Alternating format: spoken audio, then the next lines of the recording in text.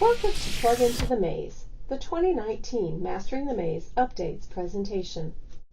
In this presentation, we'll update you on some changes to Mastering the Maze for 2019, as well as give you some things to remember for writing a better IEP. First, let's look at some changes that were made to the second page of the IEP Profile. Under the Special Instructional Factors, the question for the alternate assessment has been updated.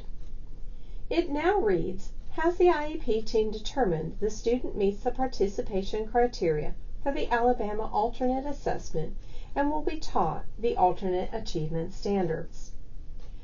If this question is answered yes, the IEP team must have used the Alabama Alternate Assessment Program Participation Decision Documentation Form to determine that the student is eligible to participate in the Alabama Alternate Assessment Program. Next, some changes were made within the transportation section. Under the question, does the student require transportation as a related service?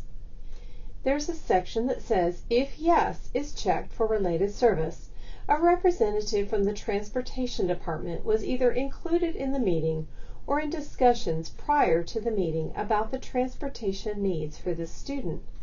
Personnel have been informed of his or her specific responsibilities for IEP implementation.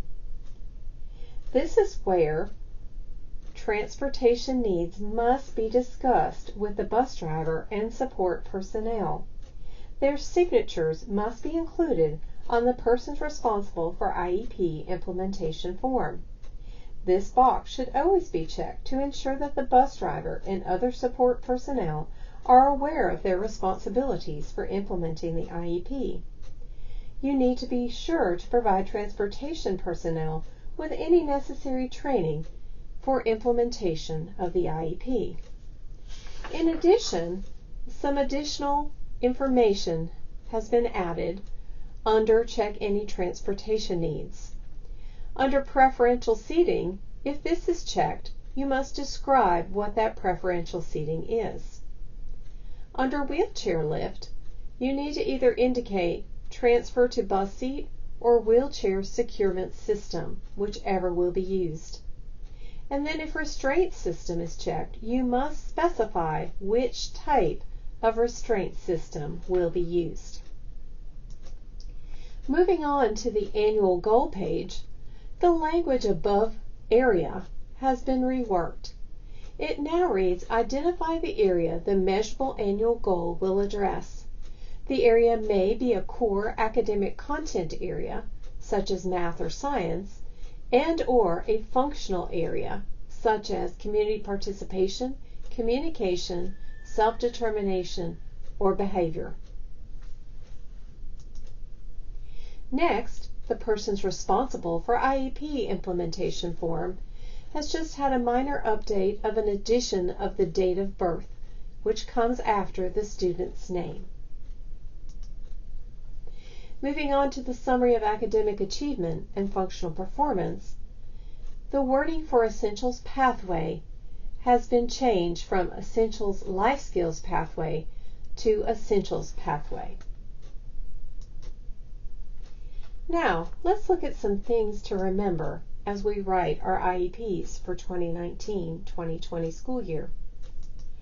First, we must provide prior written notice for all meetings. This prior written notice is done through the Notice and Invitation to a Meeting Consent for Agency Participation form. Please be sure that you provide this information in a timely manner. Next, the Notice of Proposal or Refusal to Take Action form must also be completed and provided to the parent after any IEP meeting, including an IEP amendment meeting. Then, on the signature page, you need to be sure to include a record of the name of the person, position, and date of who provided information for the IEP but was not in attendance at the IEP meeting. So for instance, if you had a speech language pathologist, an occupational or physical therapist provide you information that was contained within the IEP, but they were not able to attend the meeting, those persons' position, name, and date are listed at the bottom of the signature page. Reminder, you cannot use the Developmental Profile 3 as an assessment for developmental delay. When looking at eligibility areas, please remember if you're selecting multiple disabilities that you use impairments that are associated with severe educational needs. Multiple disabilities means concomitant impairments, the combination of which causes such severe educational needs that they cannot be accommodated in special education programs solely for one of the impairments. For instance, you would not have intellectual disabilities and specific learning disabilities as the two disability areas under multiple disabilities, because those can be served in a special education program solely for one of the impairments. For the persons responsible form, be sure that all service providers are informed of his or her responsibilities regarding the IEP.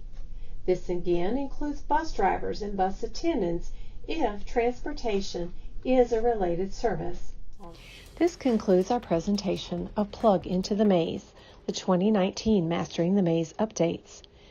We appreciate you taking the time to view our presentation. Should you need further assistance, please feel free to contact the Special Ed Services section at the Alabama State Department of Education. Our phone number is 334-694-4782.